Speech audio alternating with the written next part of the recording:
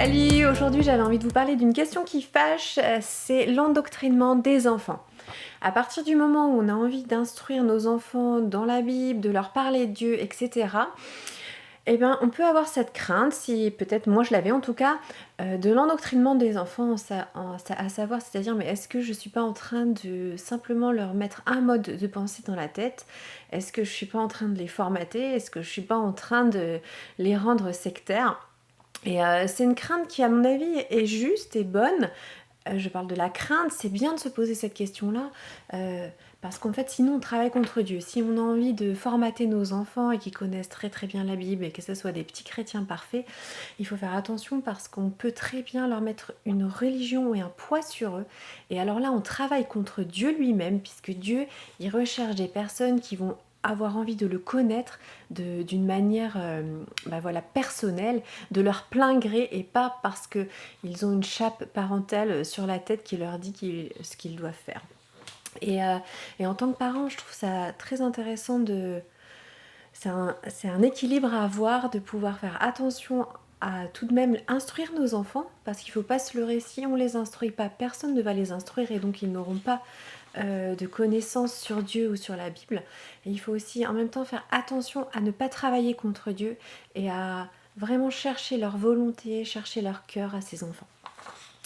Et je vais te dire alors 4 raisons pourquoi je ne pense pas que dans notre éducation, nous faisions un endoctrinement de nos enfants. La première raison et la plus importante, c'est que nous sommes vrais. C'est-à-dire qu'avec nos enfants, on leur dit ce qu'on vit dans les grandes lignes et les moyennes lignes. Ils ne sont pas obligés de savoir dans les toutes petites lignes.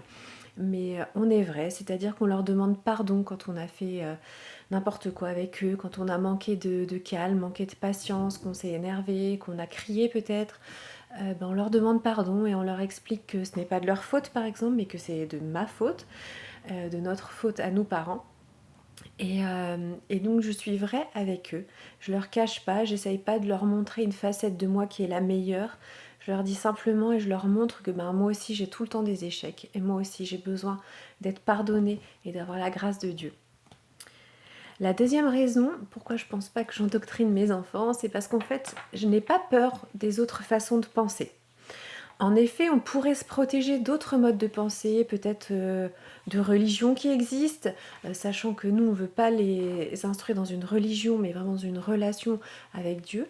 Mais il existe plein de religions, et j'ai pas peur qu'ils aient connaissance de ces religions. Pourquoi? Parce que je sais que Dieu, il est extrêmement puissant, parce que je sais que Dieu, ce qu'il fait, c'est réel et c'est concret.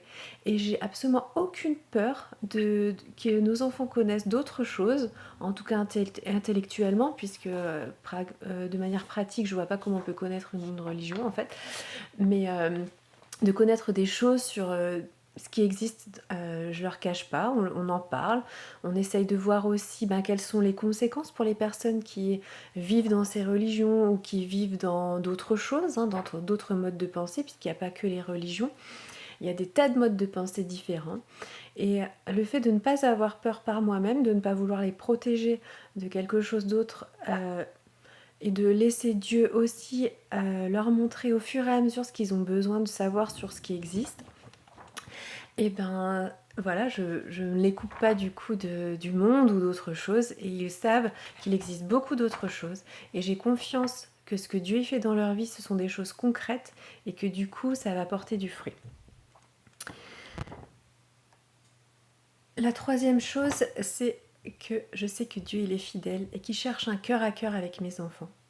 Et que du coup, ce n'est pas à moi de créer ce cœur à cœur, mais ce que je peux faire, c'est de proposer à mes enfants de vivre ce cœur à cœur avec Dieu, de les encourager. Et en lisant la Bible et en lisant des histoires de la Bible, on peut vraiment, il y a tellement de choses qu'on peut apprendre sur les conséquences ou pas de ce qu'on fait dans notre vie.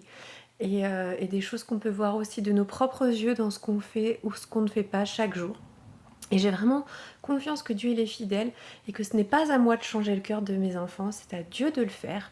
Et du coup, j'ai pas cette responsabilité-là. Et comme je n'ai pas cette responsabilité-là, je mets pas un poids sur mes enfants ou une manière, un endoctrinement, quelque chose de lourd sur eux, puisque je sais que ça dépend de la volonté de mes enfants et je sais que Dieu est fidèle et qu'il va leur montrer.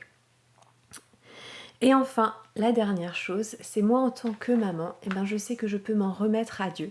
C'est-à-dire que je peux prier pour mes enfants pour que Dieu lui-même il se révèle à eux.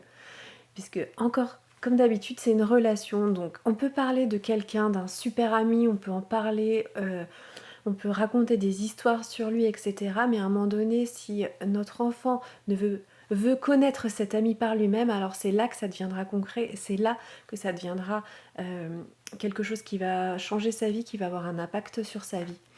Et on ne peut pas forcer quelqu'un à avoir un ami. Et donc, c'est tout simplement ça, c'est la base. Moi, j'en parle, moi, j'instruis mes enfants sur qui est cet ami, qu'est-ce qu'il a fait dans ma vie, qu'est-ce qu'il a fait dans la vie d'autres personnes, qu'est-ce qu'il a fait dans l'histoire, où on voit au travers de la Bible des tas de récits où on peut apprendre à connaître Dieu. Mais à un moment donné, eh ben, ça reste le choix de l'enfant de prendre Jésus pour ami ou pas. Voilà. Alors voilà pourquoi je pense que il faut parler des choses de Dieu aux enfants, il faut les instruire. Et pourquoi quand on a confiance en Dieu, ben, c'est vraiment une grosse protection de l'endoctrinement et de ne pas mettre nos enfants dans une sorte de religion et plutôt de les laisser libres parce que Dieu il cherche vraiment des hommes libres, il nous a créés libres et il veut qu'on reste libres. Je te remercie beaucoup de m'avoir écouté, à bientôt.